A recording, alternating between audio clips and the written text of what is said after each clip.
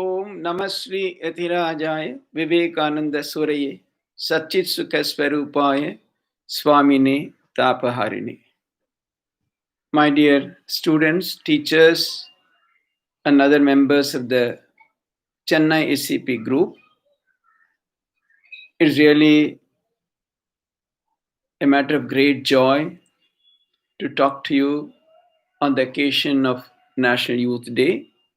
Although National Youth Day is celebrated on the 12th of January, for the convenience of all of you, this meeting is being organized today being a Sunday. Swami Vivekananda, as you all know, was born on the 12th of January 1863. The late Prime Minister of India, Srimati Indira Gandhi, was feeling concerned about the youth of our country. She wanted to place before them an ideal, a glorious personality, a role model who will be acceptable to everyone, particularly the youth. So she set up a national committee for this purpose, and this committee came to the unanimous conclusion that Swami Vivekananda is the unanimous choice as the youth icon of our nation. This was one of the last decisions which she took before she laid down her life in the service of our nation. She declared that the 12th of January will be celebrated as the National Youth Day all over the country. She took the decision sometime in 1984, but she passed away soon. From 1985 onwards, the 12th of January is being celebrated as National Youth Day all over the country. Many education institutions, all our centers, other associations associated with the name of Swami Vivekananda, all celebrate this occasion in a wonderful fashion. As it always happens, particularly in our country, we keep on celebrating a particular day or a particular event, but slowly, we lose track of the very purpose for which such a celebration was instituted or such an event is being commemorated. So slowly, 12th of January also has become like one more festival, particularly those in Tamil Nadu, it comes very close to Pongal. So it becomes another day of celebration, a day of holiday. That's okay. But why Swami Vivekananda is so relevant, so important to all of us, particularly to our nation? This is something we should think deeply and find out whether his message, his life has any relevance to us today, particularly in these troubled times. Why the government of India chose a monk as a youth icon? Because those days, in fact, for a long, long time, right after independence, it has always been our country's idea to be secular. Of course, the idea of being secular has a lot of connotations, lot of nuances, what exactly is secular and so on. But then largely, the government and other institutions would keep far away from anything related to religion or God, etc. So to imagine that a monk be chosen as the national youth icon, you must imagine how much discussions would have gone into it, what all aspects would have been considered by them, so that finally they came to the conclusion that Swami Vivekananda was the unanimous choice as the national youth icon.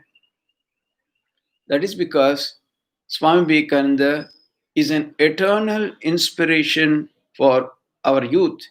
In fact, this evening at 6 p.m., Swami Sarvapriyananda, who is very, very famous on the YouTube channels, will be addressing the youth of our youth forum, and through YouTube, the youth all over the country. Swami Vivekananda, the eternal inspiration of youth, is the topic that has been given to him. So, as youngsters, what all of you can learn from Swami Vivekananda? Of course, you must know that the whole world, particularly young people, always look for role models. Swami Vivekananda has been a role model for many. He has inspired many great citizens of our country. People like Mahatma Gandhi, Subhash Chandra Bose, Rabindranath Tagore, even the late Dr. APJ Abdul Kalam, many others. In fact, many people quote his words, but they do not exactly even take his name. But it's very clear that a large number of our countrymen who have really done well in their lives owe much of their success, etc., to the inspiration they derive from Swami Vivekananda. Mahatma Gandhi visited the Belur Math in the year 1921. Belur Math is the international headquarters of the Ramakrishna Math and Mission. This is where Swami Vivekananda spent his days in the monastery after returning from the West. Of course, he used to travel to other places, but his permanent address was the Belur Math, and that is where the international headquarters of the Ramakrishna Math and Mission are situated. There's a room where Swami Vivekananda stayed. His things are all even now preserved. So Mahatma Gandhi came to Belur Math in 1921, and after visiting the room of Swami Vivekananda, etc., before leaving, he wrote in the visitor's book, I have gone through his works, meaning Swami Vivekananda's works, thoroughly, and after reading them, my love for my countrymen has become thousandfold. You can imagine what an inspiration it must have been, because Mahatma Gandhi is considered the father for the nation, the person who worked relentlessly for our freedom. And for him to say that his love for the country became thousandfold after reading Swami Vivekananda's works, you can imagine what a tremendous influence it must have been. So, as youngsters, probably you can really read Swami Vivekananda's works and not only be inspired, you can really get wonderful clues for the unfoldment of your own life. Let us look at a few incidents from his boyhood which clearly show his extraordinary strength of character, his wonderful personality, even at a very young age. Of course, there are many incidents. I would just tell you two or at best three incidents. One is, in school, once the geography teacher asked him a question, and Narendranath, that was his boyhood name, he answered correctly. But the teacher did not agree, but Naren stood firm. He said, no, sir, my answer is correct. The teacher became so angry, he thrashed Naren very severely. In fact, Naren was very badly hurt. So he came crying home and told his mother what happened, and even said that he wouldn't like to go back to school. But mother said, no, you shouldn't be that way. You have spoken the truth. Never bow down before anything that is untruth. Always be fearless. You must speak the truth at any cost. What matters if someone has beaten you a little? Doesn't matter. You'll be all right, but you stand for truth. So, this left a deep impression in Naren's mind. Later on, he used to say that what I am today is all because of the influence of my mother and me. The character influence his mother brought about on Naren. Now, this shows how he was fearless, in his effort to hold on to truth. He wouldn't brook any compromise. Not only in such matters, even in personal matters. From a young age, he was a great worshipper of Ramachandra. He used to have a beautiful Sitaram image, both Sita and Rama, in his room, and he used to really adore and worship that image. But he was very close and friendly with the coachman because they had a horse carriage His father was a very well-established attorney. So they had a horse carriage in the house, and Naren also would ride there sometimes. But the coachman was very close to Naren and used to continuously tell him about the troubles of a married life and so on, and really made him understand that it's terrible to get married. Naren was so young, but he came back and saw his own idol, his own that Devata worthy of worship was married, but he could not compromise with truth. He immediately took out that image and threw it out of the window. And he burst into tears because he had his heart was with Ramachandra, but then because he heard that it was impossible to live a married life, he thought he should give up something which was not suitable that way. Then his mother consoled him and said, "Don't worry, Naren, I will give you an image of Shiva, who is the adoration of monks. So with the matted hair and so on, you have this Shiva's image." So from that time, Naren started worshipping Shiva. See, a very small incident in the life of a very small boy. But you see, even from that time, how he would adhere to principles. Whatever he thought was really true, he would really go for it at any cost. He was not prepared to compromise at any level, and any sacrifice was all right for him.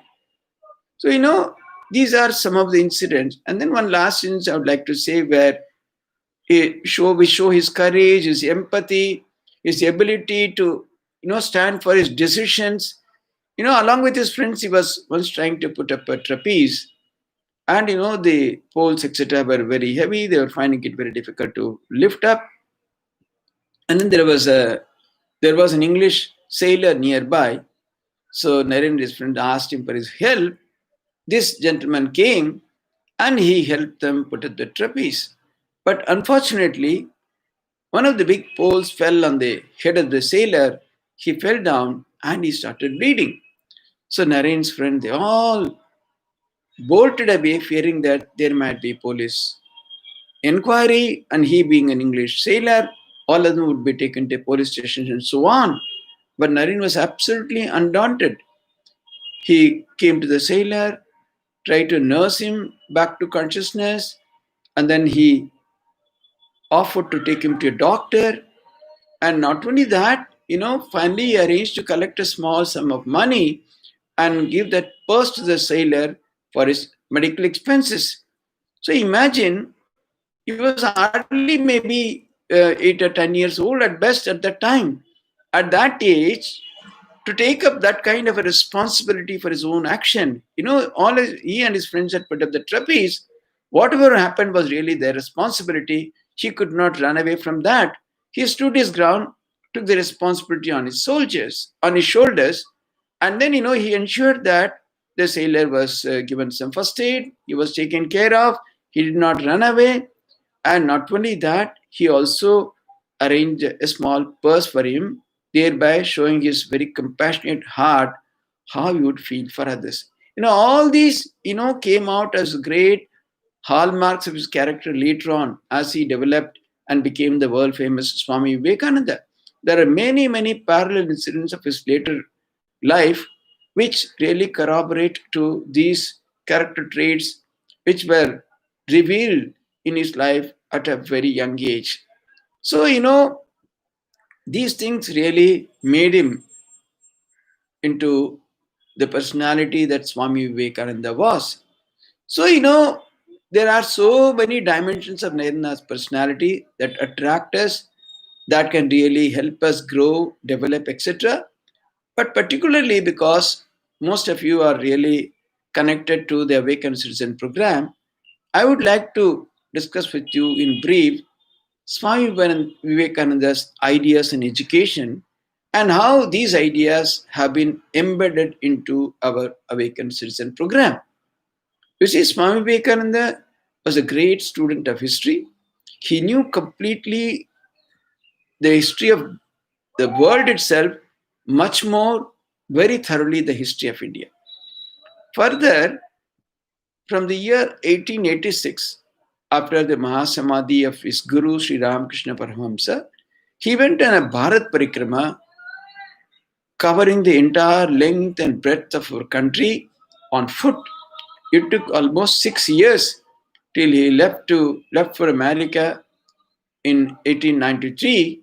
He was on a Padayatra. So this gave him a first-hand knowledge of our country. He was the guest of Rajas, he was the guest of many rich people. He also lived in the humble cottages of the poor and the downtrodden. So, he had a complete grasp of the entire cross-section of the society because he had mixed with the rich and the poor, the educated, the uneducated. He had traveled to every nook and corner of the country. Thereby, he had gained vast knowledge about the real state of affairs of our country. He was deeply appalled and disturbed by the unbelievable poverty, illiteracy, and superstition prevailing in the society. He was shocked. This country, which was considered as one of the foremost among the nations some centuries back, why it has sunk to such abysmal depths? He felt that the main reason was the lack of education. Education had become the privilege of the rich and the higher echelons of the society. And he said this was one of the main reasons for the downfall of our nation. And he clearly said that if India is to rise again, if India is to be rebuilt or regenerated, we need to spread education.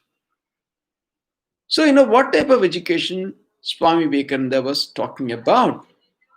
Swamiji clearly said that I don't want that education where you stuff a lot of material into your brain that would remain undigested all your life. No. He said, I want man making, character building education. Education should build character, it should develop the personality.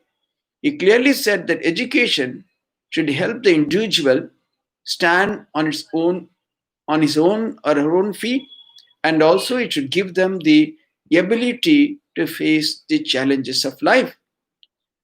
More than all that, he said, education should instill in the students a tremendous sense of self-belief or Atma Shraddha. I often, of course, I have occasion to meet every now and then a large number of students, teachers, principals, and educational administrators and others. But I always tell them that through our educational system, through our schools particularly, if we can give this one idea to the students, the idea of Atma Shraddha or self belief, I think we would have achieved the goal of education. You see, India, we have a lot of problems. The government is struggling very hard. There are many schemes like Sarva Shiksha Abhiyan, etc. But then, considering the population, there are lakhs and lakhs of schools in our country. A large number of schools do not have even the minimum facilities like electricity or washrooms or even blackboards or things like that. There are many schools run with just a single teacher. There are large tracts of land where there are no schools. Children have to trek miles to reach a school. In such a situation, we cannot think of a very advanced system of education. Maybe something what is talked about in Finland or some other countries. But then, mere advanced methods of education will not give you the personality. That's Swami Vivekananda is talking about. Because, recently I heard somewhere they study in a country like Finland, where we are supposed to have the best education system in the world. Children at the age of 10, 11 become alcoholic. A good percentage have become addicts and so on. So, the mere academic education has obviously not solved the purpose in those countries. But in our country, with a huge population, where the student-teacher ratio is something like 1:, where 60 students per teacher and so on, what kind of an individual attention can we expect? We group together students who are from first-time learners from such families who get probably 0 out of 100 in several subjects, with those who are from very privileged backgrounds, but the children score something like 100 of 100. They even challenge the system, challenge the teacher. They are so bright. When such students are grouped together, the natural tendency of teachers is always to look to the bright students because they are the students whom they admire. So, from class 1 onwards, for the next 12 years, if students are constantly said that you are nobody, you are dull, you are unintelligent, and also, even in the families, among siblings, there are always comparisons. So, a large number of students grow up that way, losing all self-esteem, self-confidence, feeling that they can do nothing in this world. This is the main defect of our educational system today. Every year, something like 1.5 crore children come out of class 12, and practically 90% of them do not have any chance to pursue the education further. Forget engineering or medical, even a normal graduation is not possible for probably 90% of the students. So when you let loose such a large number of so-called educated, because once they clear class 12, they think that they are educated. But if you really find out the real actual condition, there are a large number of students, even at the level of class 8, unable to read and write properly their own mother tongue. So obviously, such students are not going to get any jobs in any offices or factories, etc. Obviously, they are left high and dry. So that is the reason for so much of violence in the society today. What we are witnessing today, such a turbulent society, so much of anger, so much of dissatisfaction. Anywhere you announce immediately, there are people, hundreds willing to join. I often tell them when I conduct a workshop, see, if 10 of us go outside to the street and start throwing stones without asking a reason, at least 100 would join us. Because there's so much of frustration and so much of anger. See, the large protests which are held here and there everywhere, hardly maybe 10% of the people who are really involved with the issue. The rest are all bystanders who have nothing to do, either for or against the issue, but simply because, they have nothing else to do. They would like to join, somebody feeds them, somebody gives them money. That's the condition today. Why? That is because our educational system has been a total failure, a total flop. Not that the governments are not sincere. They are trying. But whatever they try, probably in the context of the huge population, the other challenges, they are really not able to do much.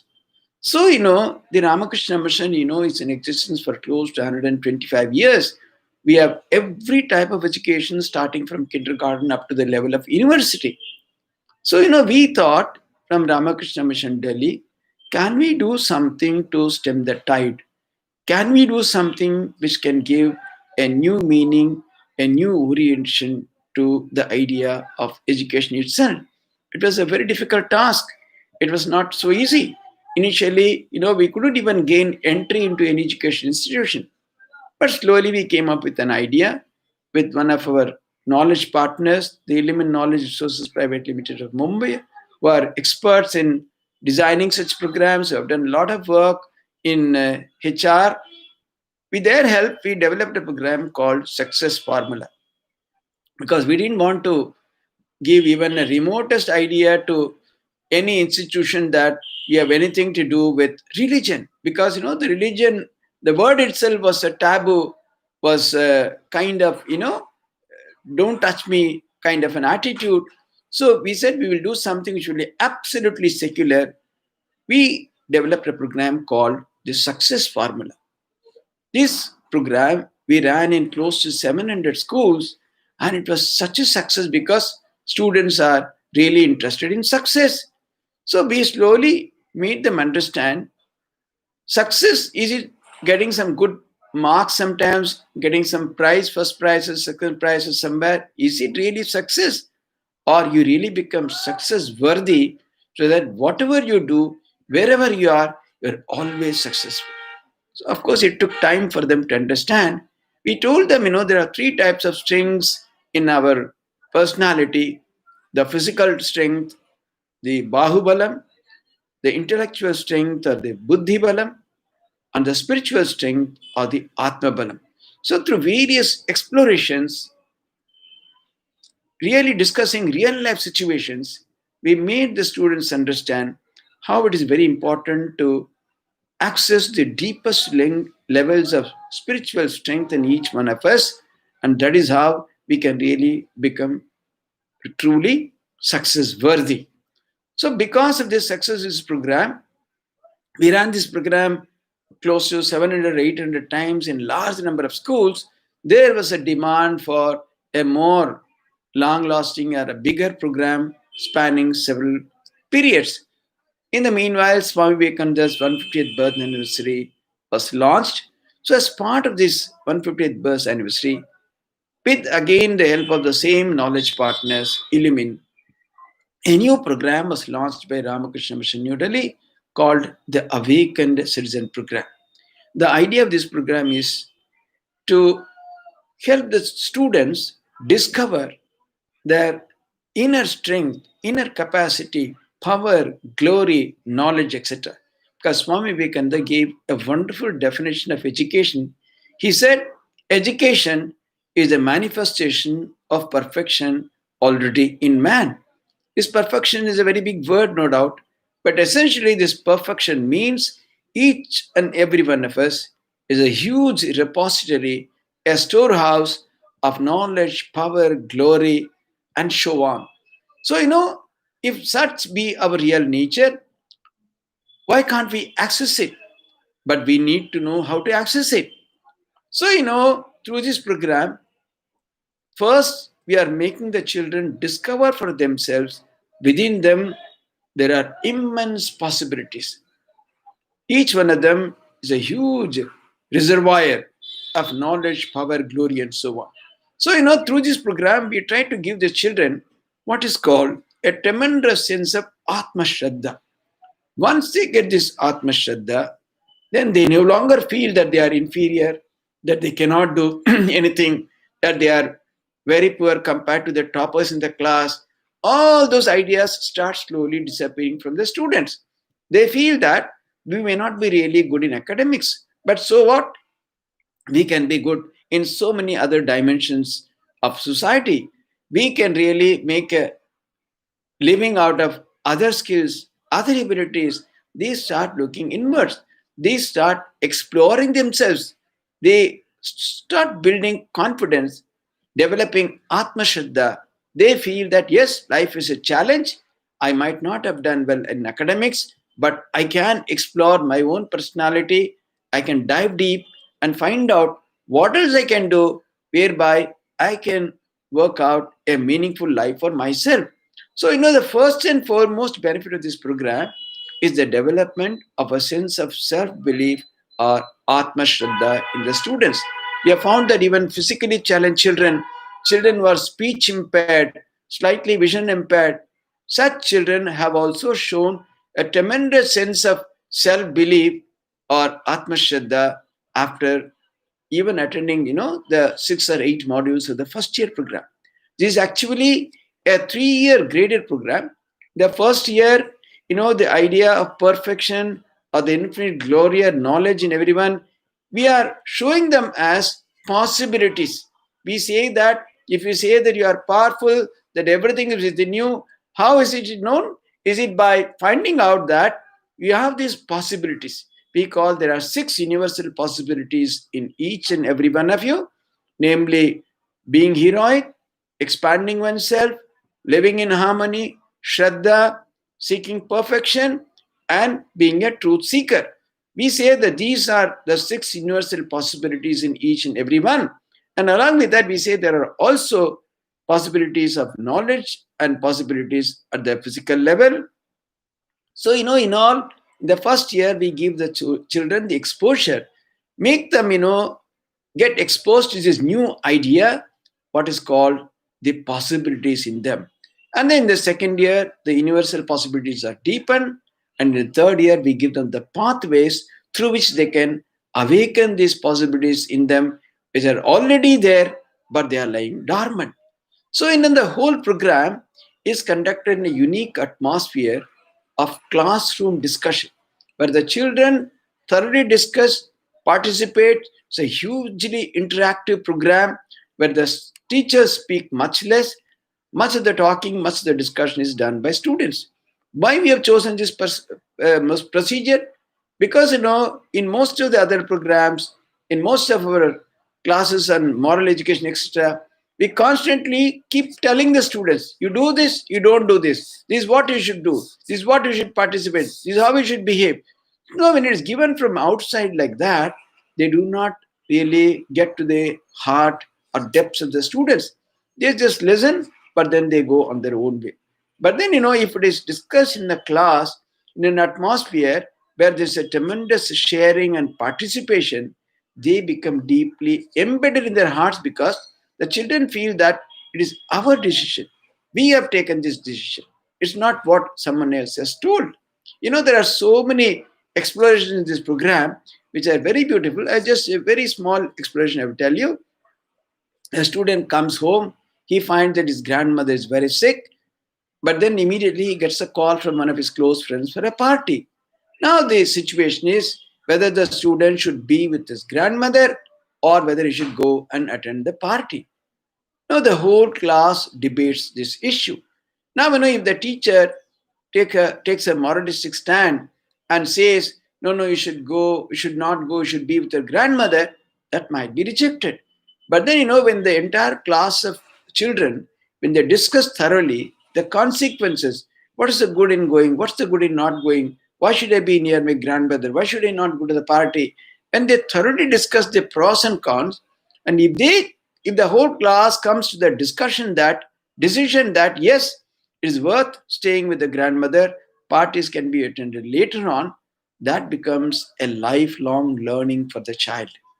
You'll be amazed, those of you running this program, seeing the transformation that are being brought about in the children. Now, one last idea about this program, with that I would like to end my talk. This program teaches the children how to take the responsibility for their actions. In the whole society today, this is a problem. The politicians, the ministers, the government officials, many others, the parents, all of us, we would like to take decisions, but really don't want to own up the responsibility. So, if we really learn to take the responsibility for our actions, then, the life's equation changes altogether. So, we teach children how to make responsible choices in life. That's another extremely important learning from this program. Once the children learn that they are responsible for their own actions, many of them would rather go the right way, would rather take the right decisions. So, thus, this program is a beautiful gift, a beautiful boon to all children, because this program addresses a major gap or lacuna in our education system. Namely, our education system has failed to give the children a tremendous sense of self-belief or Atma Shraddha, and that is at the core of our this program. In fact, that should be the real essential feature of any educational program, because through that only, once the child has this Atma Shraddha, you will find that children, even they are able to cope with academics much better. The backbenchers come forward because largely, their own mental block that they will not be able to cope up with. They are less than the others. This is what makes them feel differently. So, it's always a very good idea to give this fundamental idea to the children that you are blessed with so many possibilities. You develop this Atma Shraddha, self-belief in you. That's the stepping stone to a successful life, a successful unfoldment of the huge possibilities within you. So, we have a lot more to talk about. Maybe on another occasion we will again meet, we'll again discuss. But remember that if you really want to go forward in your life, you will have occasions to learn from many people. But my only request is keep a beautiful picture of Swami Vivekananda in your study. Look at him. Just a mere glance at him would inspire you. Whenever you feel tired, Whenever you feel depressed, whenever you feel defeated, just look at his picture and just draw inspiration from him. Now and then you read a little, you don't have to read too much, but then read even his one book on education, his message for the youth. We have a beautiful book called The Awakening India. Awakening India was a book brought out by us on the occasion of Swamiji's 150th birth anniversary. This book beautifully gives Swamiji's ideas in 6 important dimensions of the society. His address to truth, to the youth, his views on empowering women, etc., the reformation of society. So, we don't have to look far beyond. This one personality can inspire the entire nation. Our India will be a far advanced and far better nation if only listen to the words of this great patriot monk who gave his very life, every drop of his blood, in thinking day and night about this country and working out solutions for these problems. So, on this wonderful occasion, I wish all the children, not only that, the teachers and others who are part of this program, who are in some way or other connected to Swami Vivekananda, to be inspired by him and in turn lead a truly glorious and wonderful life. Only such lives can transform India. It's time, India, we should really reap the benefit of having such a demographic divide where you have a large number of youths in our country. We should all do well. We should not only do for ourselves, we should also think of others. And then and only then we will be fulfilling Swami Vivekananda's dream. He said, the future glory of India would far surpass her past glory. I'm not just mere prophesying, I'm literally seeing it. I'm sure Swami Vivekananda's dream will fructify and all of us will be part of a gloriously rejuvenated India. Jai Hind, Jai Swamiji. Namaskar.